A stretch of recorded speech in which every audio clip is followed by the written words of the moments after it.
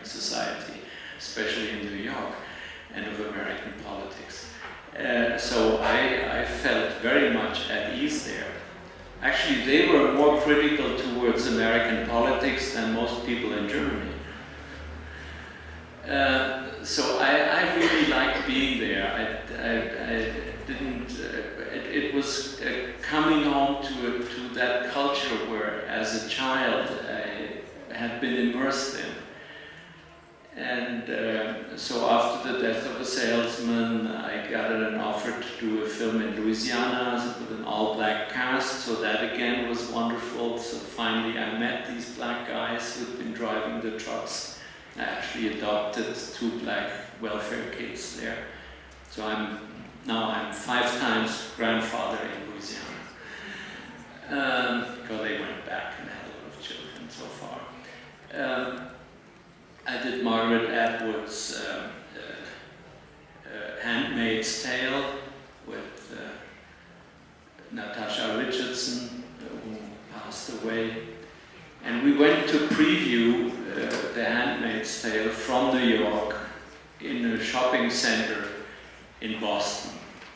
And as we were flying there, part of the crew, the producer and myself, on the Pan Am Air Shuttle from New York to Boston, the pilot, who usually gives you the outside temperature, was saying the wall just came down in Berlin.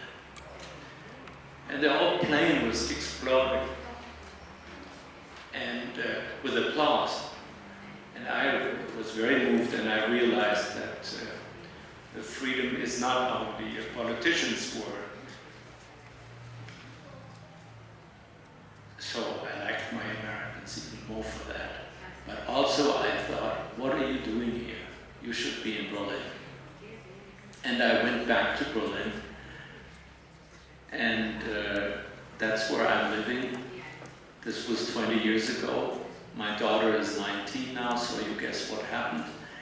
As I got back, I met an old girlfriend who had been working in the cutting room on Circle of Deceit, the Lebanon movie. And if you look back at your life and your work, you have the feeling everything is very logical. There's no coincidence. Everything seems to follow a predestined path. You cannot imagine more zigzagging than my life. So I'm very surprised that I could sum it up in 55 minutes as if it had been a straight line. Thank you very much.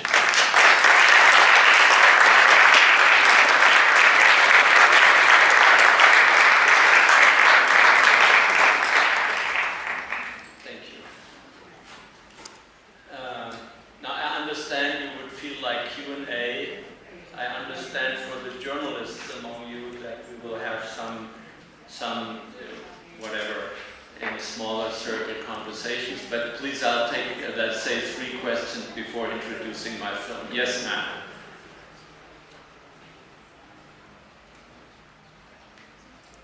Do we have a mic? Yeah, there is a mic.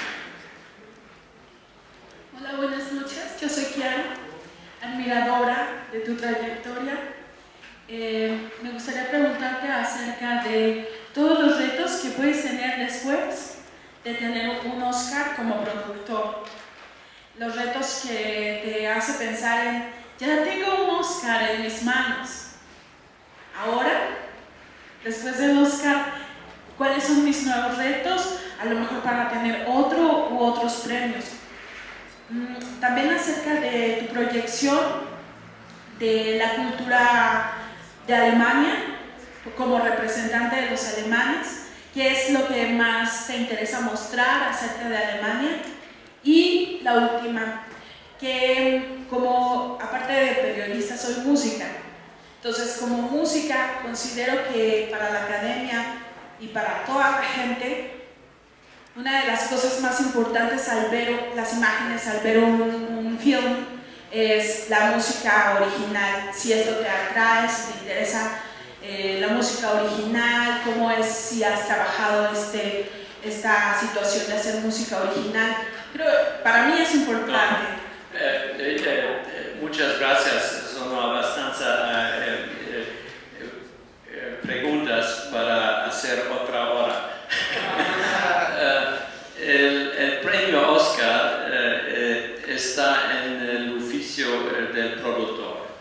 entonces me soy liberado.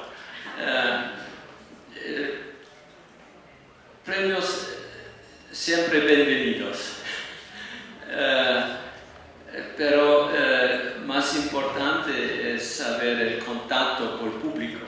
El premio es solamente interesante por dos causas: encontrar financiamiento e encontrar el público. In cuanto as for the music, I did stage a lot of operas by Henze, by Janacek, by Puccini. So I think I have a relationship to music. Actually, for Robert Dörles, instead of going to a film compositor, I went to Hans-Werner Henze, who is an opera composer. And he looked at my film, the rough cut of Robert Dörles, and he said, "Young man, I will do the music to your pictures on condition that next time you do the pictures to my music." I said, "What do you mean by that?" He said, "Well, stage opera." So that was our exchange. He then did the music for Katharina Blum. I learned a lot by working with him on stage as much as off stage. And then when I worked with musicians like Maurice Jarre for the tin drum and others, I always, and I like to have original music, to have someone who would write the music to the images. But sometimes I have him write the music before the images. And it even happened when I was discussing the music for the Lost Honor of Katharina Blum, before I shot the movie, that the composer, Hans-Werner Henze, told me, "There is a scene missing in your screenplay." I said, "What do you mean?" You see, well, I have different themes in the music, Katharina and her love, the police and media violence she submitted to and so on. And what I need is a scene at the end where I can combine all my musical themes. We call that a rondo. So we wrote that scene. Actually, you've seen it here sometimes.